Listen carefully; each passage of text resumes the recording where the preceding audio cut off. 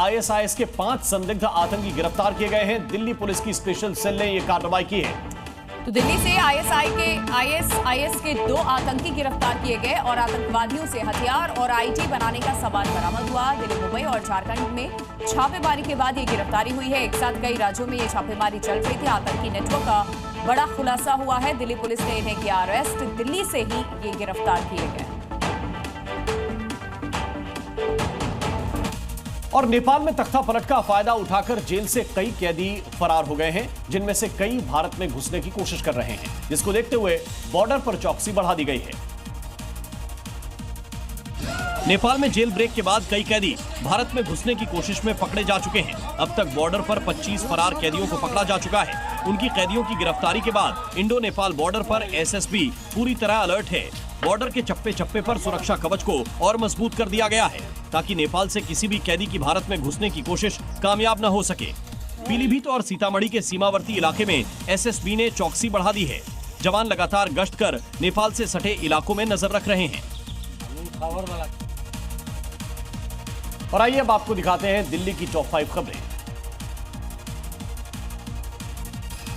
बिहार के बाद अब कांग्रेस दिल्ली में भी वोटर अधिकार यात्रा निकाल रही है। बुधवार को नॉर्थ ईस्ट लोकसभा में मुस्तफाबाद से वोटर अधिकार यात्रा की शुरुआत भी हो चुकी है। दिल्ली कांग्रेस अध्यक्ष देवेंद्र यादव ने कहा कि राहुल गांधी की वोटर अधिकार यात्रा की सफलता के बाद दिल्ली में भी कांग्रेस कार्यकर्ता घर घर जाकर के जनता को जागरूक करेंगे। दिल्ली में छात्रा के साथ अश्लील हरकत करने वाले कैब ड्राइवर को पुलिस ने गिरफ्तार कर लिया है। इस शख्स पर चलती कैब में छात्रा के सामने अश्लील हरकत करने का आरोप लगा था। जानकारी के मुताबिक छात्रा ने गाड़ी से उतरकर पुलिस को सूचना दी थी, जिसके बाद पुलिस ने कैब को भी जब्त कर लिया है।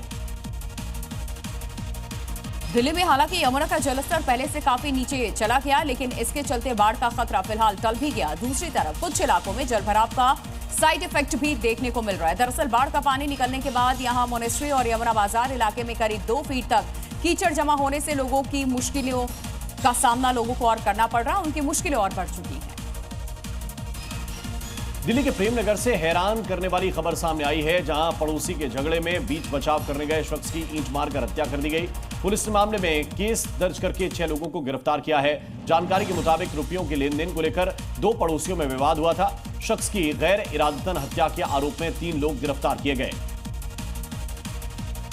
दिल्ली में पिछले कुछ दिनों से लगातार हो रही बारिश का दौर कुछ थमा जरूर, लेकिन इसके चलते कई इलाकों में सड़कों पर बने गड्ढे अब लोगों के लिए मुसीबत का सबब बन रहे हैं। चांदनी चौक के चावड़ी बाजार में सड़क पर सीवर का पानी और बड़े बड़े गड्ढे होने से लोग बुरी तरह परेशान दिख रहे हैं। स्थानीय लोगों ने प्रशासन पर लापरवाही का आरोप लगाया।